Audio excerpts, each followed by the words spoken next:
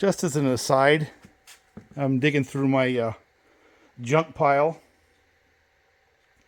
And this is a Jonsered 930. You can tell because it's got the two filter screws instead of the one like the 920s, 820s and stuff like that.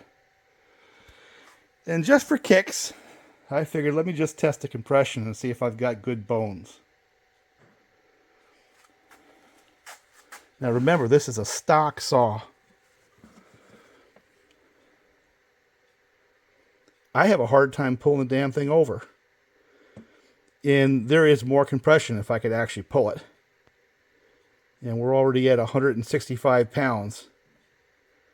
So there certainly is more than enough compression for this damn thing to run.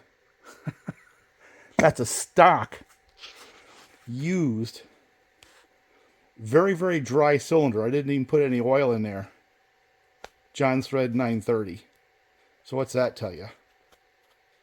But it has no spark. So if I can clean it up and get spark, I am going to have a running Jonsered 930.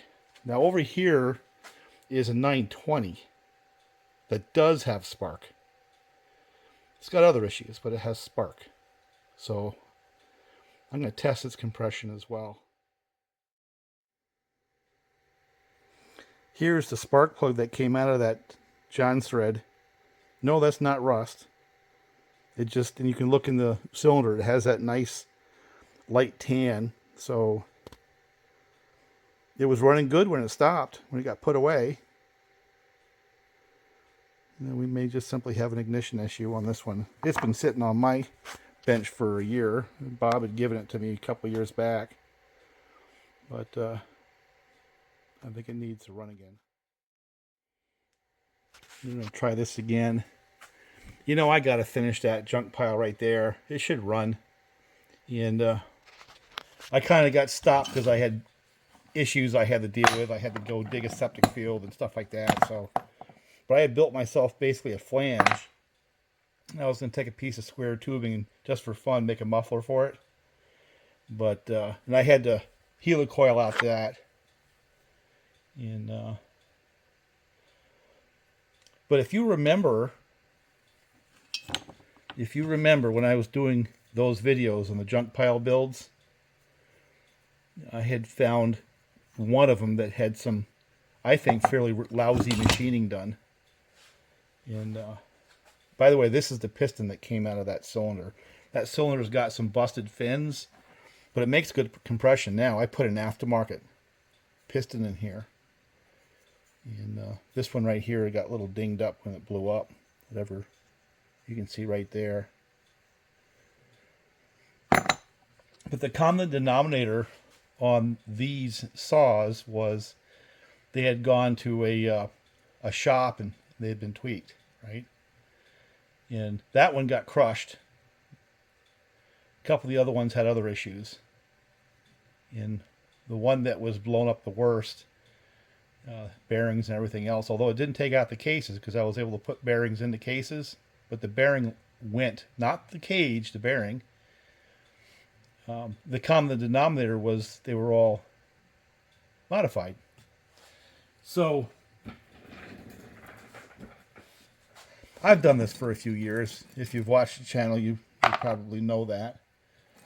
You know, I don't consider myself an expert on much of anything, but I've got some background experience. And I stumbled onto a video today where somebody was doing a review on a 592 Husqvarna and started out with the backstory where, you know, he'd gotten the saw for basically nothing. It was a saw that had come from Husqvarna for them to use and went off to a shop and got modified. And then he went into this litany about how he had nonstop issues with it. Now, of course, you know, if you don't really understand this stuff, the first thing you're going to do is say it's a saw. That's the instinct. And what I'm going to say, I'm not going to get into it too much, but what I'm going to say is one of the reasons why a manufacturer is not going to warranty a saw that's been torn apart, done machine work to, put back together, no matter how big the name of the person who did it was, is that saw is no longer been manufactured to the tolerances that Husqvarna, Steel, or anyone else has deemed something they can actually warranty. It doesn't really matter how flashy the builder is or how big a name that is. It's still somebody who has not built a system with a manufacturing-like tolerance going into a saw, tearing it apart, modifying things, machining things, and putting them back together. Now, why in hell's name would a manufacturer with a relatively strict definition of tolerances warranty something where everything's been torn apart, put back together again by someone who doesn't have those standards? Why would that happen? And it doesn't. That's the point.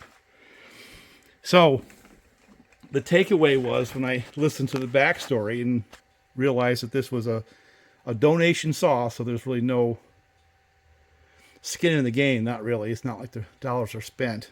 It's going to be a showcase. And then that very same saw was sent to parts unknown and hacked on, tweaked on, and then sent back, and then had nonstop issues. That in of itself, should raise a flag. If you have certain kinds of issues, it points to the basic saw. Certain other kinds of issues point to other things. Now, if you understand Autotune and all that, I've gone through that a whole bunch of times. It's basically a very simplistic system that always tries to tune the saw to get max RPMs. Gone through that a whole bunch of times. Not going to go through it again. Does its little lean out test, does a little modification to the mixture, and does another one. Keeps doing it over and over and over again until it brings the saw to max RPM under full throttle.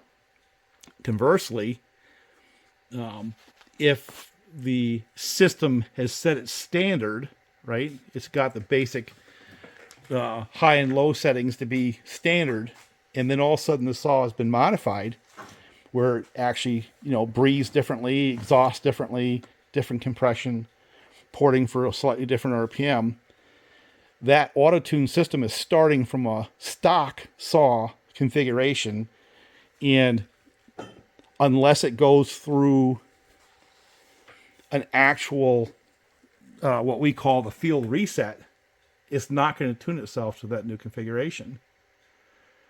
And taking that very same modified saw back to Husqvarna to have them flash and reset the Autotune is not going to do a damn thing if the flow characteristics of the modifications have changed that away from stock. The only way to do it, and this is the point, is understand that, and then do what we call the field reset, where you do that full throttle at, say, 45 seconds with a certain amount of load, and then let it idle for 3 minutes. Then it's going to tune itself to the new configuration. And apparently, I'm not sure that happened, but the person said over time it got better. So that points to A, modifications. B, the first set of run issues were because Autotune had to go through a fairly significant change in order to catch up to whatever was done through the modifications. And once it did, it was okay. But it should have been done a whole lot sooner through a field reset. If you get those things modified, I don't care who does it, do that. Don't do a flash and then reset the carb. Go out and do a field test and a field reset on the modified saw. That's the lesson on that. And then the second thing is, I really don't give a crap about the names. A lot of it's just a bunch of hype and bullshit, to be honest with you. They all use the same kind of a process, and some of them were better at it than others. And if they've gotten themselves into the business, just like a manufacturing outfit, there's going to be a tolerance stack based on the operations they do. And the more handwork is done, the less consistent the build will be from saw to saw to saw. And which is one of the reasons why the dealer and the manufacturer is just absolutely not going to warranty it. So just like the manufacturer can have, say, a lemon, well, so can the guy who does the build. It's just a game of statistics. So when I listened to the litany and listened to the type of things that were complained about, idling issues and stuff like that, the first thing came to my mind, well, mod saw, and they either modified it outside the parameters of Autotune or they modified it towards the edge, and it took a while for Autotune to catch up. That was my takeaway. And the second thing was stuff like side covers. He had a problem with pull starts. You jack the compression and don't have a sufficient compression release. Well, now you just put stress on the side cover or the pull start that wasn't there before, and having it taken off and put back on, was it torqued properly? All those little things add up, is my point. Which is why a true professional in the business should have a couple of stock saws around that are going to work. And then for fun, if they have a modded saw, well, great, run it until it doesn't work, but always have a backup is the plan. That's takeaway number one.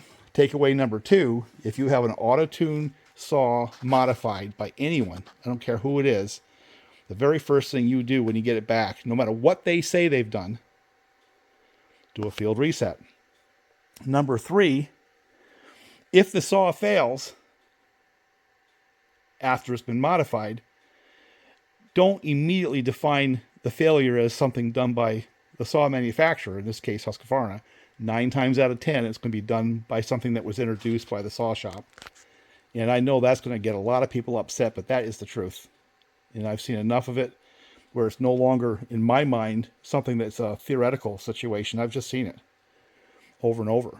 And I got to tell you, the last takeaway is one of the reasons why a stock saw that runs good should be left alone for a professional is when there is an obvious issue, you can bring it back to a dealer and they're going to warranty it because it hasn't been touched. Where if a bunch of things start happening, especially things that are usually outside what happens with the stock saws, you can begin to question whether or not it was introduced at the modification stage. And because of the online nature, no one's going to admit that. They always want to make it the saw manufacturer's fault. Nobody wants their particular brand or religion stained by an issue like that. So the bullshit and the rationalizations, pontifications will begin about how that's impossible because they're so much better at engineering a saw than a manufacturer is that there's no possible way that they could have introduced anomalies that could have made that saw not perform well. That's the nature of the beast. So I'll be the unpopular one and call it out. And and of course it could be the saw's fault. It's always a possibility, On my new 585 I had bought a year or so back, actually 2 years now, it did have a manufacturing problem right from the factory. The primer line that goes from the primer bulb down to the carburetor had a kink in it because it was the wrong length.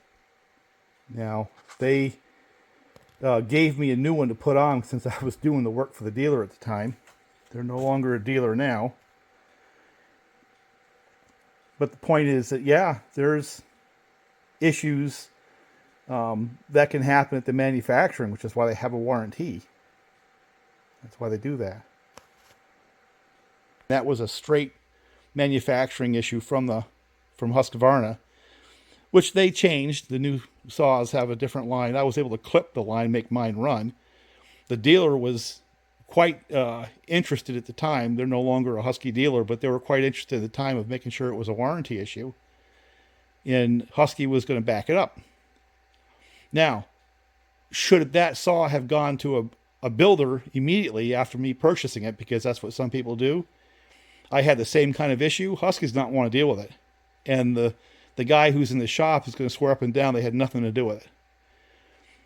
Just like if they had decked the cylinder like I had on one of these saws and had premature wear because of a bore alignment issue, it wasn't going to blow up immediately, but it cut the life of the saw significantly.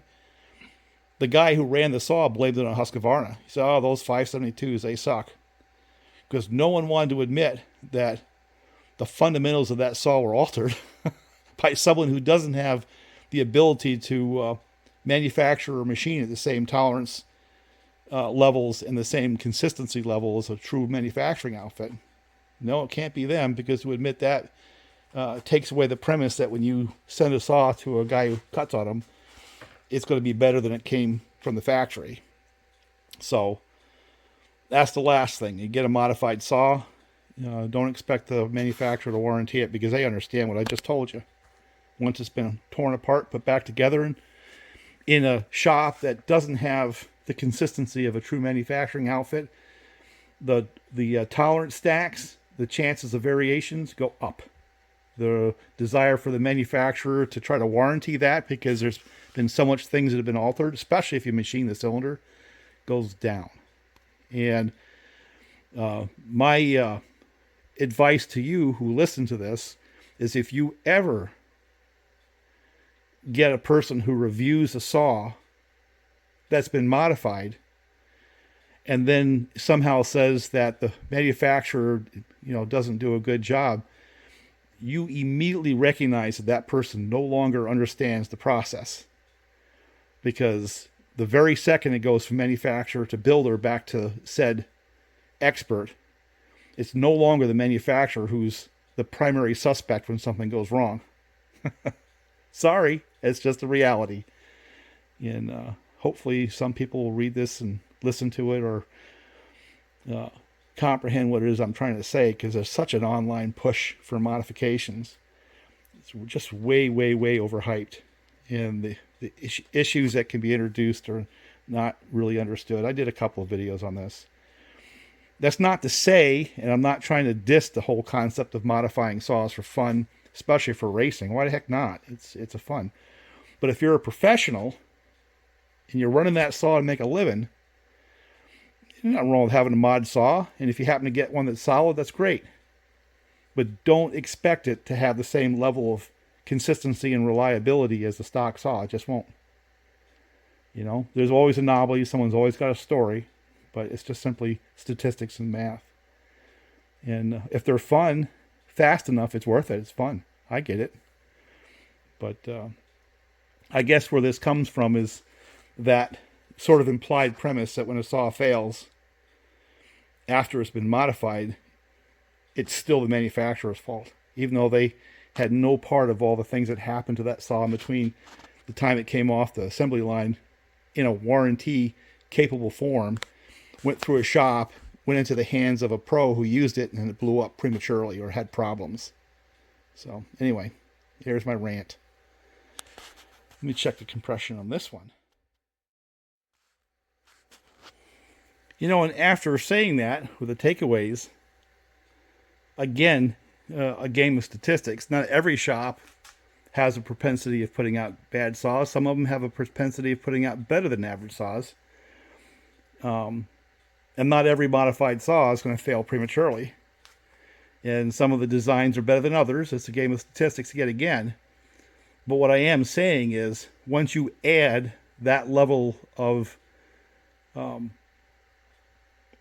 discontinuities, variables, the chances of issues will go up, not down. I don't care what anyone says.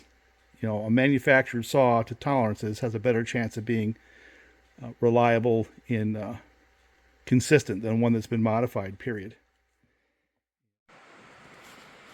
Over the last 20 years, the two times that I experienced where a saw shop can increase the reliability of a standard saw came from my experience with the 372X Torx at the beginning, and the first versions of the 562s that I built.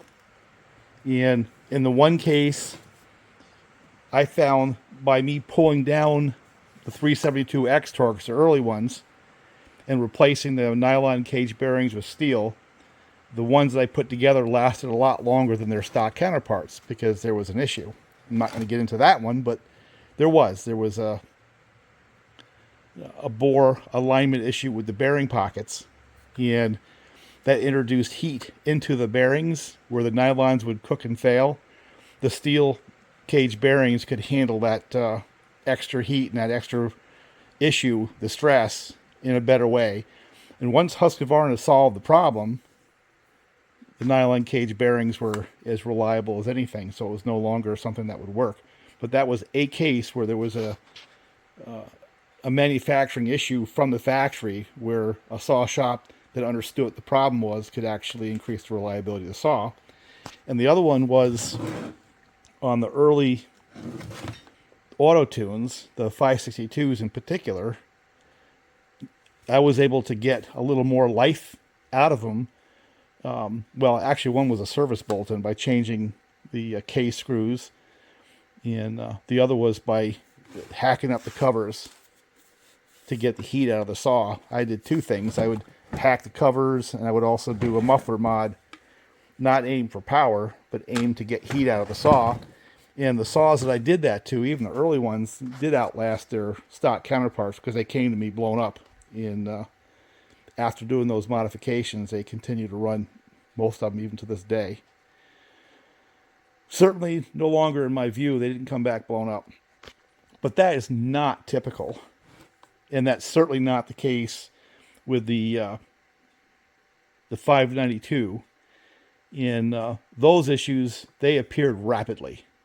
So, you know, the fix was able to be demonstrated fairly quickly as well, because it didn't take but a year for them to blow up stock. And then after the modifications, they've lasted several years. And but that's the exception, not the rule. Certainly not the case with 572 and the 592, 585 now, series. I can also say that when I did my first modifications on 562, I was blowing up pull starts left and right, because their little prong system on that little plastic pulley wasn't strong enough to handle 180 pounds of compression. So I put in compression release from a larger saw, made sure the holes were large enough to drop the compression down to about 140, 135, 140, and actually down to 130. And it was easier to pull over than the modified 175, 180 pounds. And it took the stress off the pull start, and they didn't fail. But if you tried pulling my early saws over without using the decomp, yeah, you take out the pull starts, you know. So yeah, you have stuff like that. And my steel caged modified X-Torques still survive. The ones that came back from being crushed or other issues, not because of the bearings, you know, cooking and taking out the races. Ugh. I'm not going to show you the struggles I went through to get that far with it. Getting old. But here's my slightly tweaked 920. And it does have more compression in it. It's going to sit up around the same 160 plus, my guess. I'm having a hard time pulling it over. It's just too much compression. As that 930. Now, those who've watched the channel will recognize this saw, because what I had done on this saw, this one actually has more compression, and I just can't pull it over. But what I had done with this saw was I had opened up and matched the transfers to the cases. That was the big change between the 920 and the 930s, was the lower transfer ports. And this one had been modified properly from my perspective. I'm out of breath. And it ran really strong. Made a racket. Clutch rattled a lot. But I'll try to get this one back to running, because a few years back I used that for ripping fence posts. You know, it was a good running saw. It's been sitting because it's so hard for me to start. So anyway, let me put together a short video.